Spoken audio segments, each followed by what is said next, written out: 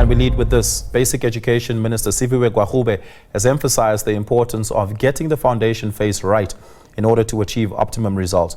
Gwarube was speaking at the G20 Basic Education National Indaba at the Century City Conference Centre in Cape Town.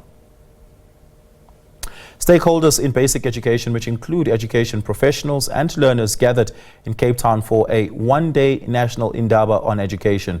The department wants to build an education system where all children, regardless of their background, are able to access quality education. The emphasis on the foundation phase was also evident from the exhibitors at the Indaba. Exhibitions displayed educational material from toys to books suitable for the early stages of development until matric level.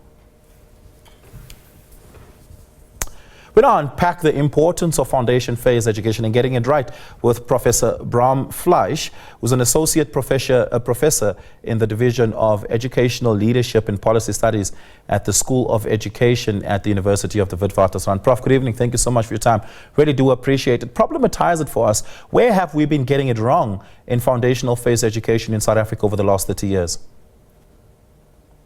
So South Africa has had a number of challenges, specifically in reading and mathematics in the first 3 years of formal schooling from grade 1s to grade 3. We've seen it in the PIRLS results, we've seen it in the most recent release of the systemic evaluation. A significant portion of children who reach the end of grade 3 are not reading at the proficiency level that's really required so they can benefit from the wonderful textbooks that have been provided in grade 4 when they start to actually learn the school subjects. Yeah, but what is meant to be achieved in the grades from, let's say, now grade R more formally to about grade 3, grade 4? It is assumed by the end of that a learner would be able to read basic words for meaning, at least at the grade level, at the point of grade 4, that they would be able to read complex and compound words, that they would be able to read with basic comprehension, but also perform basic arithmetic skills and have an interest and curiousness about the world. What are we perhaps not doing from a resource and pedagogy perspective that is able to get that right across the board? Because we do see the effects of inefficiently teaching children later on in life, where we have grade 9 and 10 learners in South Africa that seemingly can't read for meaning. So there are a number of different challenges that are confronting our educators in the grade R, grade 1, grade 2, grade 3. Obviously, we need to differentiate the challenges in the teaching of reading from the challenges associated with mastering the basics of mathematics. So within the context of reading, we know that there are two key components to reading.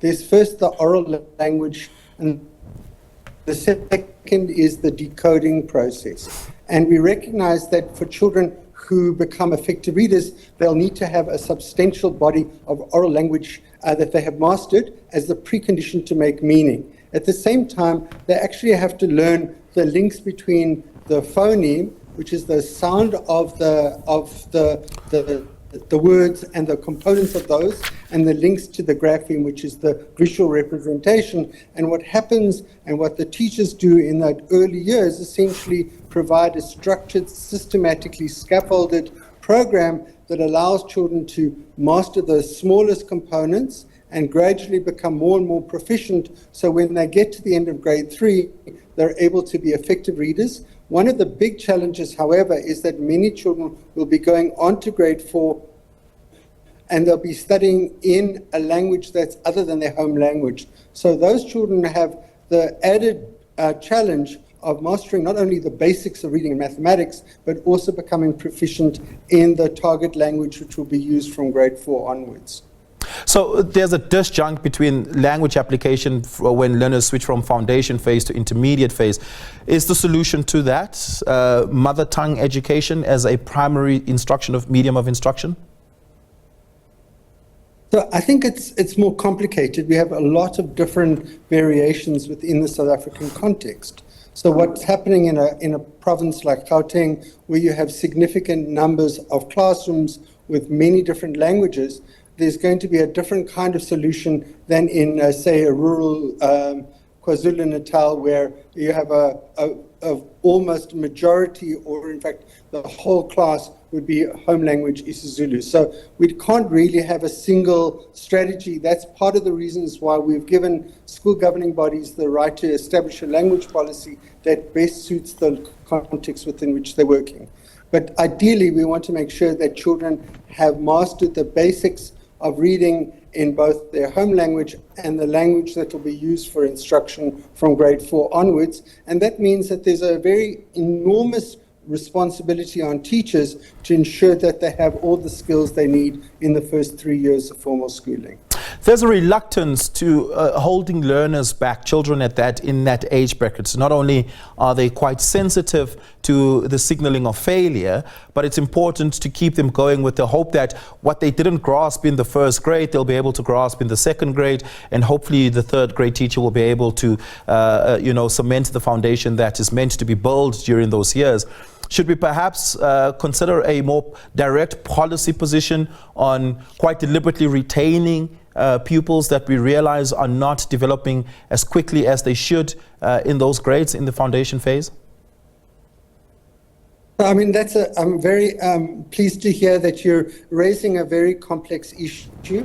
We don't know enough about whether children actually benefit from an additional year, or whether in fact they will acquire the necessary skills if they're taught really effectively in the later grades. There's innovations across the region about teach at the right level, a remedial program that attempts to catch children up. But at the moment, children who are behind, we're not entirely certain whether it's better to make sure that children keep and have an additional year, or whether in fact we can build in a strong remedial program within the 3 years of the phase.